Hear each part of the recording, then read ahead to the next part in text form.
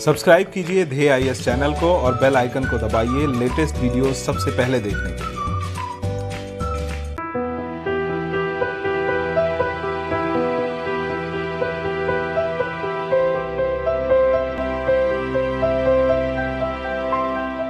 नमस्कार, मैं सुनील वर्मा ध्येय आईएएस टीम की ओर से आपका स्वागत करता हूं ध्येय टीवी पर। हम बात करेंगे डेली करंट अफेयर्स के अपने एक खास प्रोग्राम जिसका नाम है साप्ताहिक एमसीक्यू।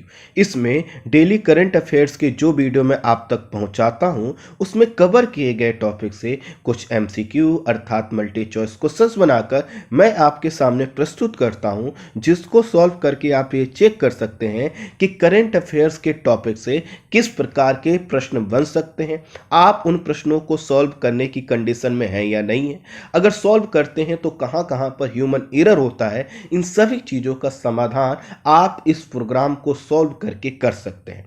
तो मैं आज फिर आपके सामने इस साप्ताहिक एमसीक्यू के प्रोग्राम के माध्यम से कुछ प्रश्न आपके स्क्रीन पर रख रहा हूं, इनको ध्यान से पढ़िएगा और धैर्यपूर्वक जवाब दीजिएगा। पहला प्रश्न, E20 ईंधन के संदर्भ में निम्न कथनों पर विचार कीजिए। पहला कथन, इसमें इथेनॉल और गैसोलीन का 20% मिश्रण होगा। दूसरा कथन, E20 वर्ष 2020 तक 10% इथेनॉल के लक्ष्य को प्राप्त करने के बाद हरित ऊर्जा का अगला कदम है। तीसरा कथन, E20 ईंधन जैव ईंधन पर राष्ट्रीय नीति 2018 के अनुरूप है।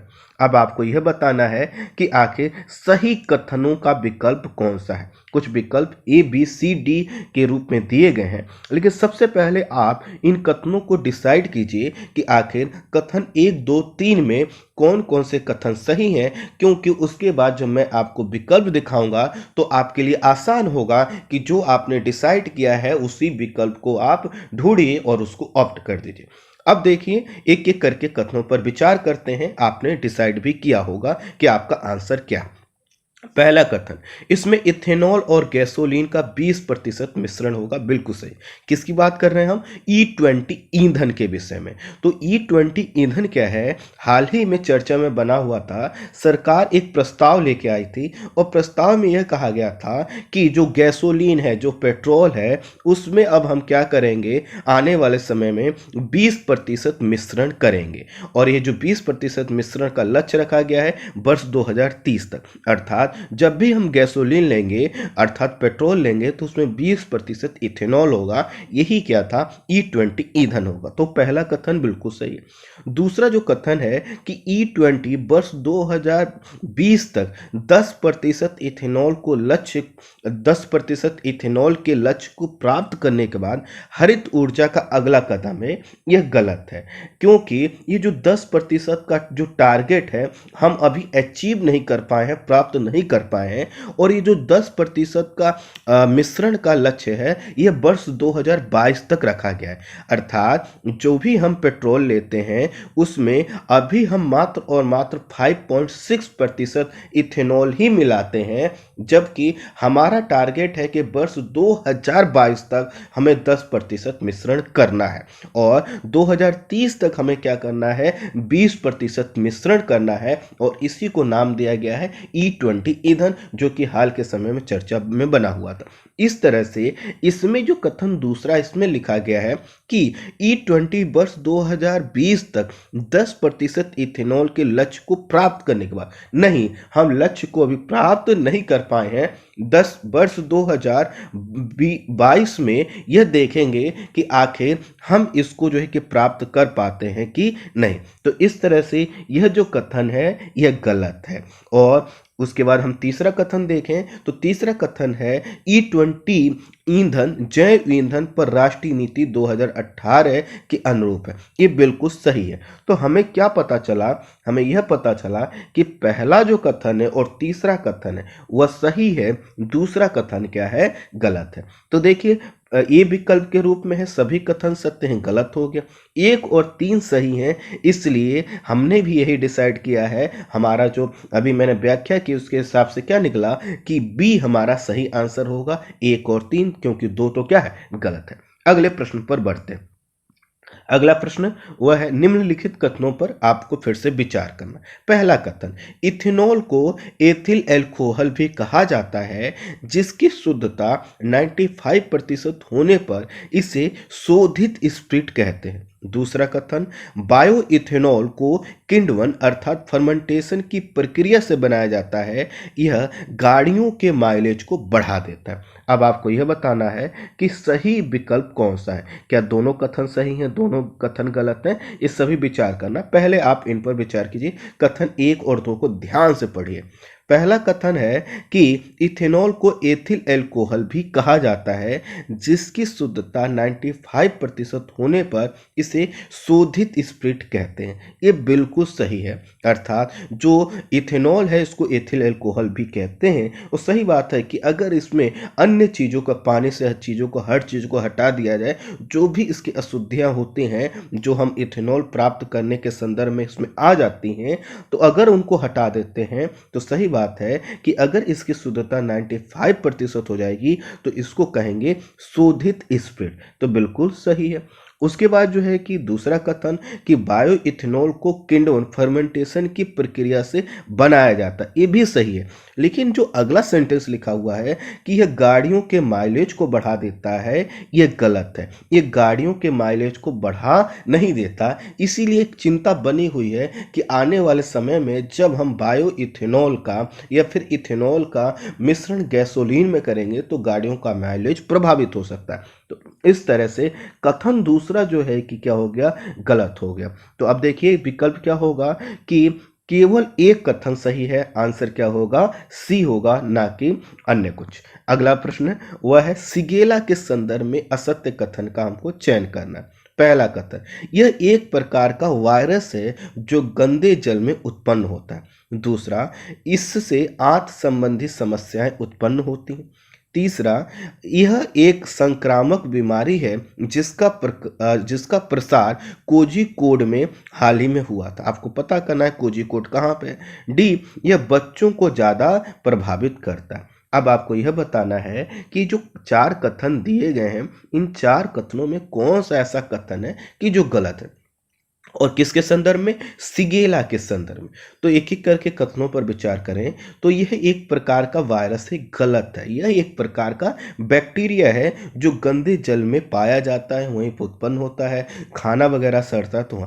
तो ये इस तरह से यह जो है आपका पहला ही विकल्प क्या है, गलत है, और बाकी सब सही है। अभी हमने देखा केरल के कोझिकोड में इसका प्रसार हुआ और जो है कि कुछ लोग जो है कि संक्रमित हुए। संक्रमित इस वजह से हुआ क्योंकि एक बच्चा बीमार हुआ था, उसकी फिर डेथ हो गई, फिर उसके अंतिम संस्कार में जो लोग शामिल हुए, चूंकि ये भी एक संक्रामक बीमारी है, एक व्यक्ति से दूसरे व्यक्ति तक पहुंचती है, इसकी वजह से एक चैन बनती चली गई थी। तो ये अगर यहाँ पर देखें तो ये विकल्प को छोड़कर बाकी सब सही है। अगले प्रश्न पर बढ़ते हैं। अगला प्रश्न है कि निम्न में से किस देश को भारत ने हाल ही में एक high speed coast guard boat दिया है और 11 और जहाज अर्थात बोट पानी के जहाज देने की बात कहा है। विकल्प है आपके पास ताइवान, वियतनाम, मॉरिशस, सेशल्स। अब आपको यह बताना है कि आखिर आपका आंसर क्या होगा। निम्न में से किस एक देश को भारत ने high speed coast guard boat दिया है। इजी प्रश्न है, काफ़ी चर्चा में बना हुआ था, इस पे तो हमने काफ़ी डिटेल स्टोरी की थी। तो इसका जो सही आंसर है वह है वियतनाम बी, अर्थात वियतनाम के साथ जो है कि भारत के जो संबंध है, रक्षा संबंध, वह मजबूत होते जा रहे हैं। और वियतनाम को अभी कुछ समय पहले ही भारत सरकार ने दिया है जो है कि हाई स्पीड कोस्ट गार्ड। वो वियतनाम क्या कर रहा है कि जो दक्षिणी चीन सागर का क्षेत्र है वहाँ पर चाइना के द्वारा अतिक्रमण से वह परेशान है। तो यह एक डील हुई थी भारत और जो है कि वियतनाम के बीच में कि वियतनाम क्या करेगा, कुछ जहाज उसको चाहिए और भारत उसकी आपूर्ति करेगा, और उसी के तहत भारत ने ये दिया। हाल ही में वियतनाम के साथ एक वर्चुअल मीटिंग हुई थी भारत के प्रधानमंत्री की, और उसी के उपलक्ष्य में कहा गया कि भारत एक कोस्ट गार्ड दे रहा। तो यहाँ पर आंसर होगा बी। अगले प्रश्न पर बढ़ते हैं। निम्न कथनों में से असत्य कथन का आपको चयन करना है। पहला, भारत द्वारा लुक ईस्ट पॉलिसी शीत युद्ध की समाप्ति के बाद एक नए वैश्विक परिदृश्य में की गई थी। दूसरा, लुक ईस्ट पॉलिसी को वर्ष 2014 में एक्ट ईस्ट पॉलिसी में बदल दिया गया। तीसरा, आईएमटी प्रोजेक्ट का संबंध एक्ट ईस्ट पॉलिसी से है। डी, आईएमटी असम के मोहरे से प्रारंभ होकर थाईलैंड के माइसोटे तक जाएगा। अब आपको यह बताना है कि आखिर इसमें से कौन सा कथन असत्य है। प्रश्न थोड़ा सा टफ है अगर हम आईएमटी के विषय में नहीं जानते, और यहाँ पर मैं आईएमटी की व्याख्या नहीं करूँगा। तो अब आप डिसाइड कर लिए होंगे, तो मैं कथनों पर विचार करता हूं कि भारत द्वारा लुक ईस्ट पॉलिसी शीत युद्ध की समाप्ति के बाद एक नए वैश्विक प्रदेश में की गई थी। बिल्कुल सही है। 1990 के दशक में जब क्या हुआ था, कोल्ड वॉर समाप्त हुआ था, तो भारत को लगा कि अब हमें दक्षिण पूर्व एशिया के देशों के साथ अपने संबंधों को अलग रूप में मजबूत करना चाहिए, और उसी के बाद से हमने लुक ईस्ट पॉलिसी को अपनाया। तो ये बिल्कुल सही है। दूसरा है कि लुक ईस्ट पॉलिसी को हमने वर्ष 2014 में एक्ट ईस्ट पॉलिसी में बदल दिया। बिल्कुल सही है। उस समय की जो हमारे विदेश मंत्री थी सुषमा स्वराज जी, जब वह दक्षिण पूर्व एशियाई देशों के दौरे पर गई, तो वहाँ पर उन्होंने कहा कि जो हमारी लुक ईस्ट पॉलिसी थी, अब उसको एक्ट ईस्ट पॉलिसी में कन्वर्ट करने की ज़रूरत है, क्योंकि अब देखने से आगे हमें एक दूसरे के साथ मिलकर काम करने की ज़रूरत है, एक्ट करने की ज़रूरत है। तो बिल्कुल सही है बी भी।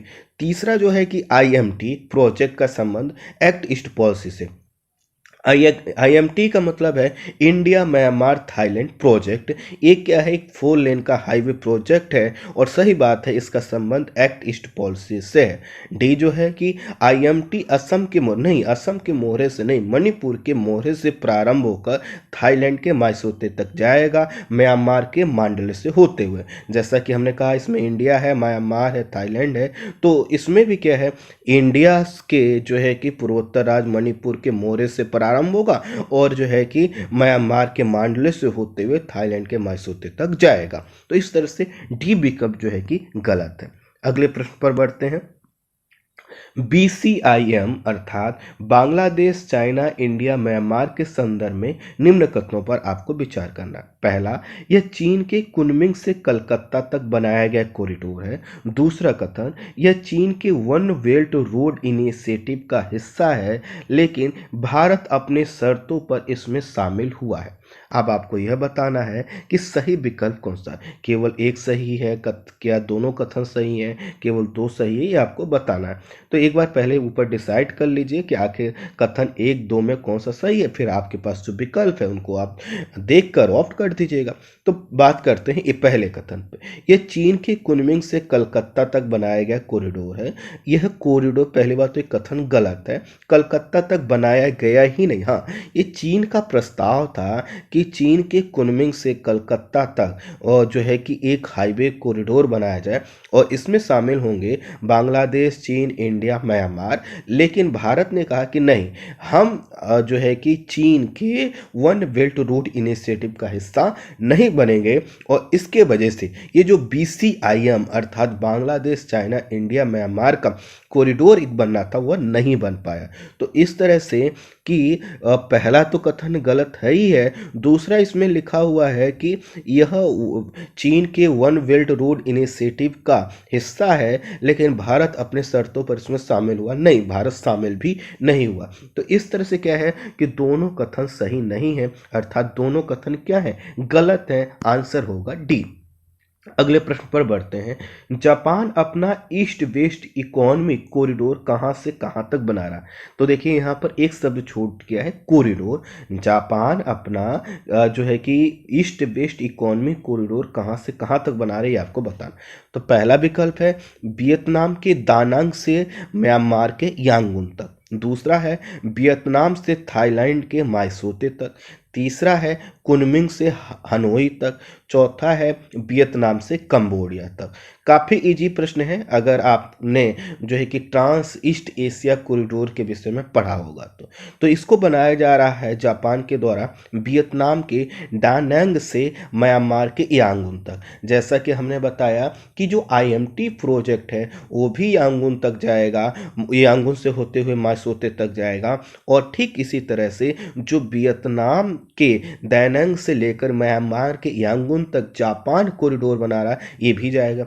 तो इस तरह से एक तरफ से इंडिया के द्वारा इस प्रोजेक्ट को आईएमटी को आगे बढ़ाया जा रहा है, दूसरी तरफ अर्थात पूरब से पश्चिम की ओर ईस्ट वेस्ट इकोनॉमिक कॉरिडोर जो है कि जापान के द्वारा बढ़ाया जाए, और दोनों आकर मिल जाएंगे यांगून पर, और इसी से बनेगा trans east Asia Pacific corridor, trans east Asia corridor बनेगा। तो इस तरह से आपका जो सही विकल्प होगा वह होगा ए, ठीक है, ना कि कुछ दूसरा। अगले प्रश्न पर बढ़ते हैं। कभी कभी समाचारों में बना रहने वाला ETIM अर्थात ईस्ट तुर्किस्तान इस्लामिक मूवमेंट कहाँ का संगठन है यह आपको बताना है। विकल्प है पहला तुर्की, दूसरा है अजरबैजान, तीसरा है आर्मेनिया, ध्यान दीजिएगा सी विकल्प जो है वह आर्मेनिया है, गलत टाइप हुआ है, माफी चाहता हूँ, और डी है इनमें से कोई नहीं। तो आपको यह बताना है कि आखिर ETIM जिसका फुल फॉर्म है ईस्ट तुर्किस्तान इस्लामिक मूवमेंट कहाँ का संगठन।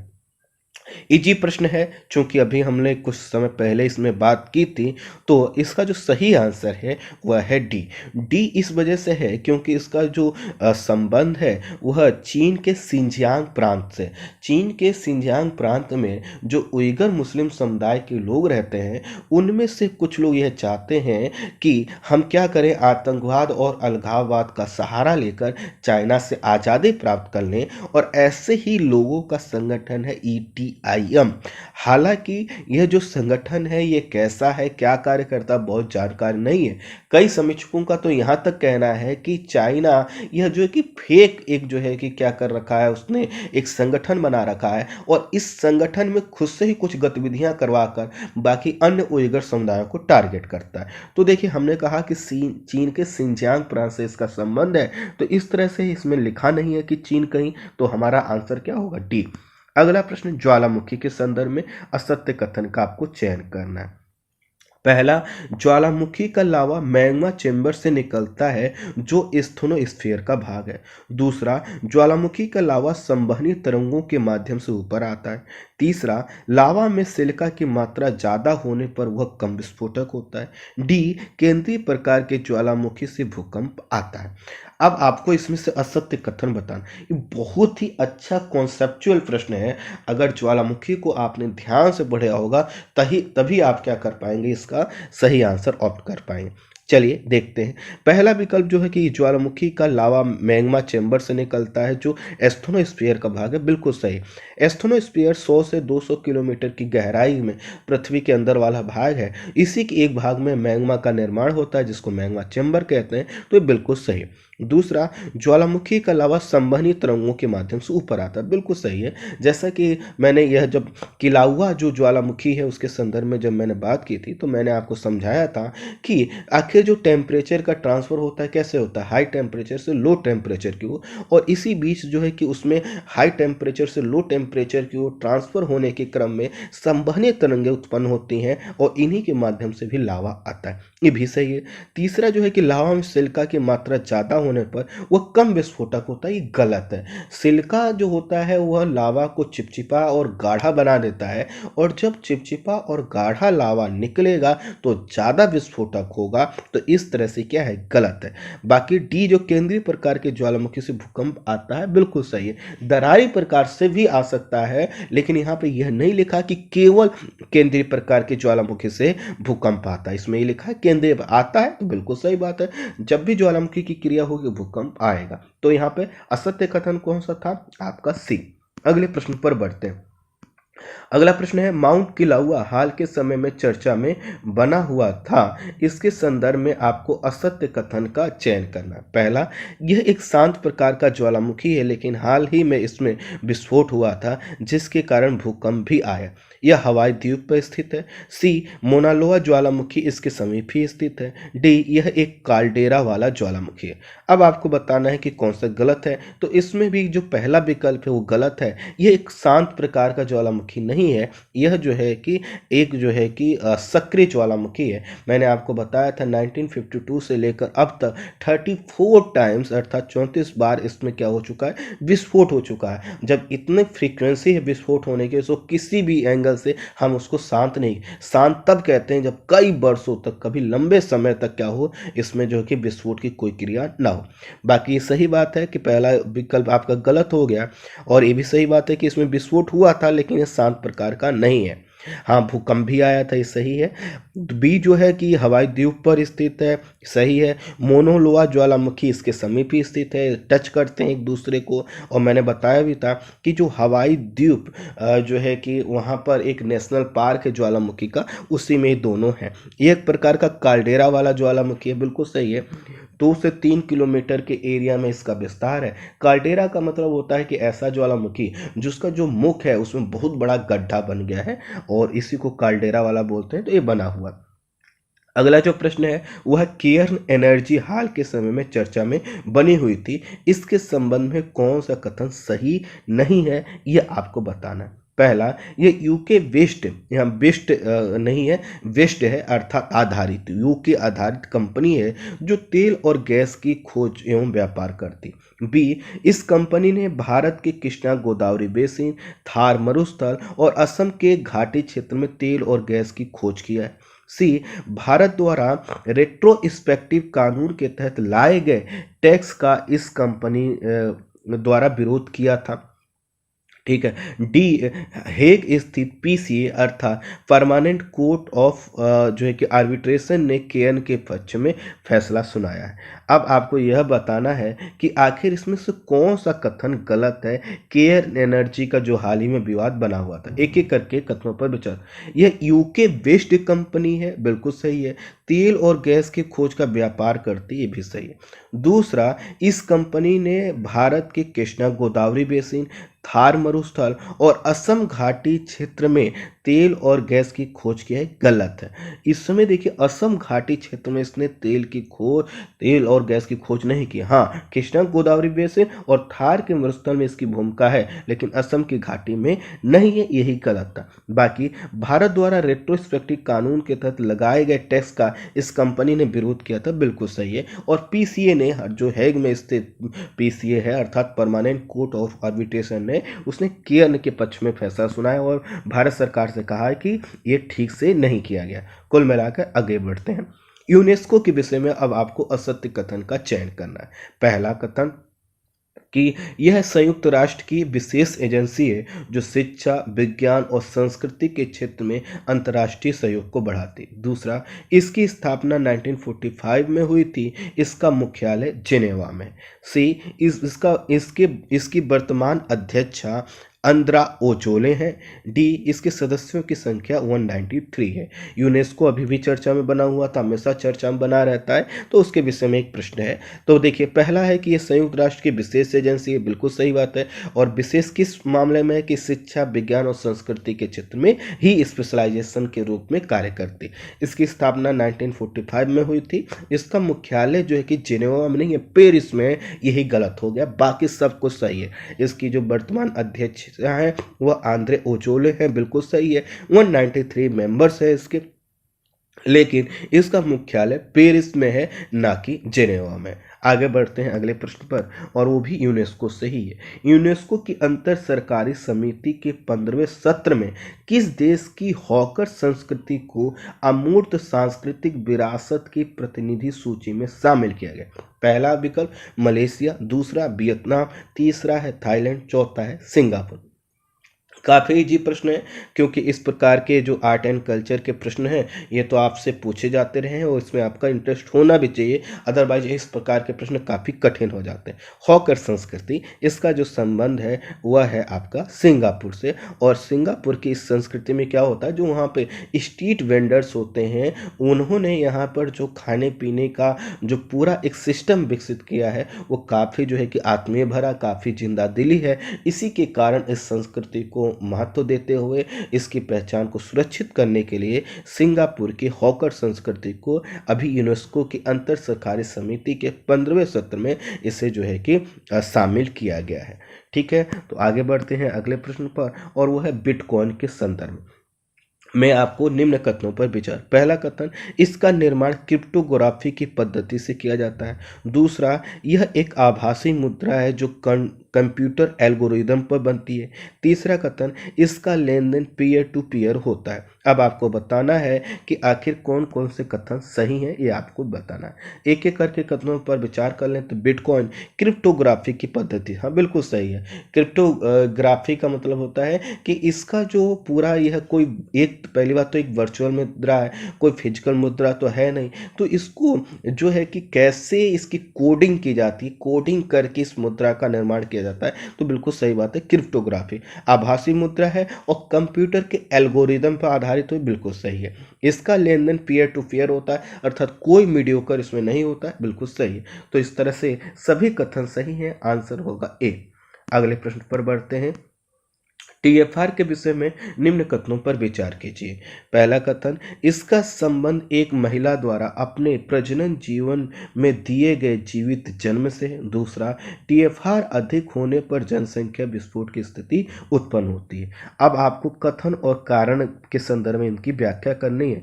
देखिए, पहले कथनों पर दोनों से फिर से देख लीजिए, फिर हम आगे बढ़ते हैं। टीएफआर के विषय में निम्न कथनों पर विचार करना है। पहला कथन कहता है, इसका संबंध एक महिला द्वारा अपने प्रजनन जीवन में दिए गए जीवित जन्म से है। दूसरा कथन कहता है, टीएफआर अधिक होने पर जनसंख्या विस्फोट की स्थिति उत्पन्न होती है।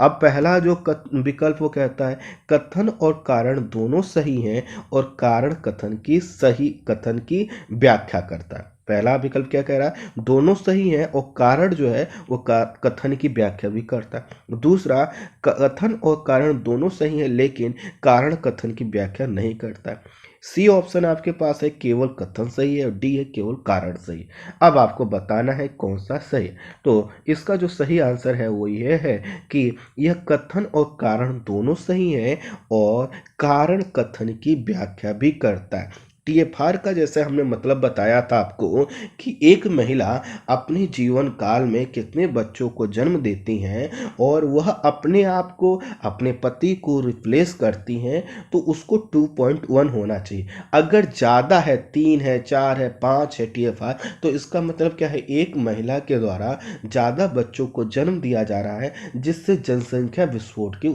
स्थिति उत्पन्न होगी। इसीलिए सरकार का प्रयास ये है कि टीएफआर को कम किया जाए और हम काफ़ी कुछ इसमें सफल भी हो पाए। तो इस तरह से जो है कि दोनों कथन सही हैं, व्याख्या भी होती है, आंसर होगा ए। अगले प्रश्न पर बढ़ते हैं। निम्न कथनों पर विचार कर कूट का आपको चयन करना है। पहला जो है कि इसका आयोजन, अच्छा देखिए यहाँ पर क्या है, यहाँ पर एक शब्द छूट गया है, उसको फिर से करेक्ट करते हैं हम, है ना, कि राष्ट्रीय जो है कि स्वास्थ्य परिवार जो है कि अभी सर्वेक्षण होता है जिसको नेशनल फैमिली हेल्थ सर्वे, ठीक है। तो यहाँ पर प्रश्न के बाद जोड़ना है कि नेशनल फैमिली हेल्थ सर्वे के संदर्भ में निम्न कथनों पर विचार कर कूट का आपको चयन करना है। कूट का क्या है, असत्य कथन का चयन करना है। माफ़ी चाहता हूँ, गलत प्रश्न थोड़ा टाइप हुआ है, फिर से देखिए, मैं प्रश्न को टाइप कर दे रहा हूँ या आपको बोल के बता दे रहा हूँ कि नेशनल फैमिली हेल्थ सर्वे के संदर्भ में असत्य कथन का आपको चयन करना है, ठीक है। नेशनल फैमिली हेल्थ सर्वे के विषय में असत्य कथन का चयन करना है, ये हुआ प्रश्न। अब पहला विकल्प, इसका आयोजन स्वास्थ्य एवं परिवार कल्याण मंत्रालय के अधीन होता है। दूसरा, इसकी नोडल एजेंसी अंतर्राष्ट्रीय जनसंख्या विज्ञान संस्थान IIPS है। तीसरा कथन, NFHS 5 में यह बात सामने आई कि कुल TFR में गिरावट आई है। डी, NFHS से पता चला है कि बिहार में TFR 2.1 तक आ गया है। अब आपको यह बताना है कौन सा कथन असत्य है। तो इसमें जो कथन असत्य है, बाकी ABC सही है। कथन है आपका जो गलत है वह है डी, NFHS अर्थात नेशनल फैमिली हेल्थ सर्वे से पता चला है 5 से कि TFR जो बिहार के 2.1 नहीं है, 3.0 है। तो इस तरह से ये गलत हो गया, बाकी सब सही है। 2.1 होने का मतलब है बहुत अच्छी कंडीशन होना, हमारा राष्ट्रीय औसत हम इतना ही चाहते हैं। खैर, प्रश्न थोड़ा सा गलत था। अगले प्रश्न को बढ़ते हैं। तसोकर के संदर्भ में निम्न कथनों पर आपको विचार करना। पहला कथन, इसे भारत की 42वीं रामसर साइट्स घोषित किया गया है। बी, यह तसो मोरारी के उत्तर में है। डी, इसे व्हाइट लेक के नाम से जाना जाता है क्योंकि यहाँ पर बर्फ जमी रहती है। अब आपको बताना है कि असत्य कथन का विकल्प का आपको चयन करना है, कौन सा कथन असत्य है। तो देखिए, पहले कथनों को देख लीजिए, उसके बाद ऑप्शन आप देख के ऑप्ट कर दीजिएगा कि इसे भारत की 42वीं रामसर साइट घोषित किया गया है, बिल्कुल सही है।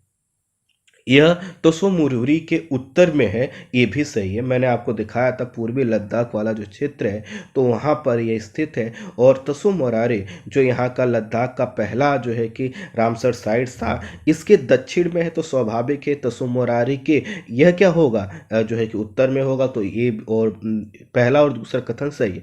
तीसरा है कि इसे व्हाइट लेक कहा जाता है, बिल्कुल कहा जाता है, लेकिन यहाँ पर यह लिखा है कि क्योंकि यहाँ पर बर्फ जमी रहती, नहीं ऐसा नहीं है। क्योंकि यहाँ पर जो नमक, यह जो झील वाला क्षेत्र तसोकर, इसके जो किनारे वाला एरिया, मार्जिन वाला एरिया है, इसमें जब जाएंगे तो आपको यहाँ पर बर्फ नहीं, नमक की परत बिछी हुई दिखाई देगी। कारण यह है कि सेलाइन जो है कि झील है, और इस यहाँ पर जब स्वच्छ जल का बाष्पीकरण हो जाता है तो जो छिछला पानी क्षेत्र है उसमें नमक की एक लेयर बिछ जाती है, और यह दूर से देखने में व्हाइट कलर का लगता है। इसके कारण कहा जाता है व्हाइट लेक, ना कि उसमें वर्ष भर बर्फ जमी रहती है। ऐसा हाँ, इस समय जम गया होगा, दूसरी बात है, लेकिन ये कहा जाए कि व्हाइट लेक इसलिए कहा जाता है क्योंकि उसमें बर्फ जमी रहती है, ये गलत है। तो इस तरह से आपको चुनना असत्य कथन। तो आपका आंसर क्या होगा, सी, केवल 3, है ना।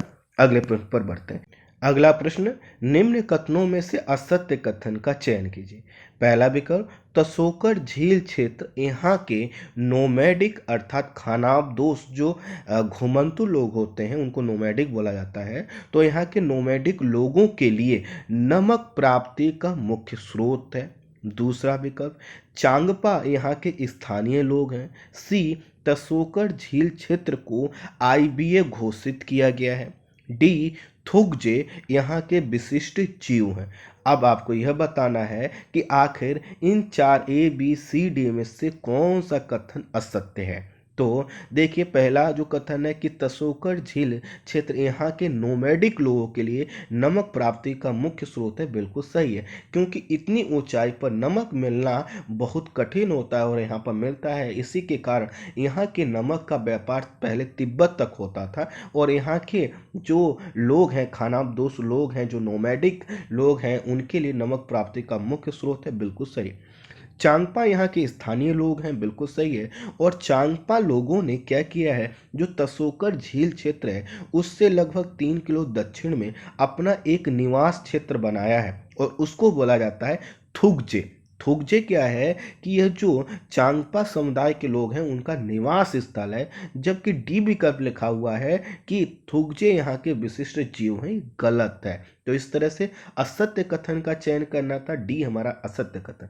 सी जो है कि तसोकर झील क्षेत्र को इंटरनेशनली इंपॉर्टेंट वर्ल्ड एरिया घोषित किया गया है। इंपॉर्टेंट वर्ल्ड एरिया का मतलब ऐसा झील क्षेत्र होता है जो पक्षियों के पॉइंट ऑफ व्यू से इंपॉर्टेंट हो। तो सही बात है, इसको IBA घोषित किया गया है। क्यों घोषित किया गया है IBA, मैंने ही बताया भी है आपको। अगला प्रश्न, चावल के संदर्भ में निम्न कथनों पर विचार कीजिए। पहला कथन, इसके लिए उष्ण एवं आर्द्र जलवायु अच्छी होती है। दूसरा, चिकनी एवं दोमट मिट्टी इसके अनुकूल होती है। तीसरा कथन, पंजाब में चावल उत्पादन से वहाँ का भूजल स्तर नीचे जा रहा है। अब आपको यह बताना है कि असत्य कथन कौन सा है। 3 कथन है और चावल के संदर्भ में इन पर विचार करना है। पहला, इसके लिए उष्ण और आर्द्र जलवायु अच्छी होती है, बिल्कुल सही है। आपको पता है कि 100 से लेकर 200 सेंटीमीटर तक वर्षा हो, टेम्परेचर ज़्यादा रहे, अच्छी चीज़ होती है। चिकनी और दोमट मिट्टी इसके लिए अच्छी होती है। और पंजाब में चावल का जो प्रोडक्शन किया जाता है उसके वजह से क्या होता है कि वहाँ पर इस समय इतनी वर्षा नहीं होती है, ग्राउंड वाटर का प्रयोग किया जाता है जिससे ग्राउंड वाटर नीचे जा रहा है। तो हमें क्या पता करना, असत्य कथन, तो इसमें पता चला कोई भी कथन असत्य नहीं है, आंसर होगा ए। आई होप आपने प्रश्नों को सॉल्व किया होगा, कुछ सीखा होगा। आज के इस वीडियो में इतना ही। Thank you so much.